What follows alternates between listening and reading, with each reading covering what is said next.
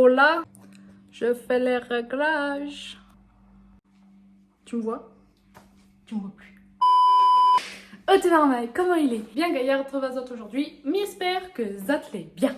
Aujourd'hui, pas de chichi, pas de blabla. Nous commençons tout de suite et nous savons ensemble une pâte sucrée. Let's go, c'est parti!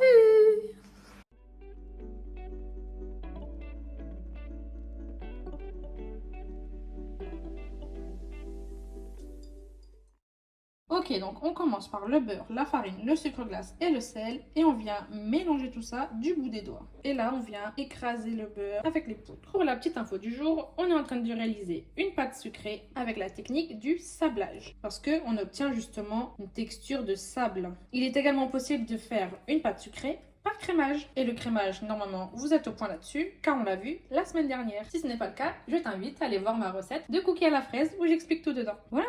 Et donc, une fois qu'on arrive à cette texture de sable, c'est à ce moment-là qu'on rajoute l'œuf. Et c'est parti, on remélange. Ok, donc à partir de là, tu nettoies bien ton plan de travail et tu verses ta pâte. Et là, on va venir phraser. Phraser, qu'est-ce que c'est? On va utiliser la paume de notre main et on va venir écraser sur le plan de travail pour que ça se mélange correctement. Pas non plus faire trop. Hop, dès que c'est bon, on arrête. Et dès que c'est fait, on met notre pâte de côté, on nettoie son plan de travail et on vient le placer dans du film étirable.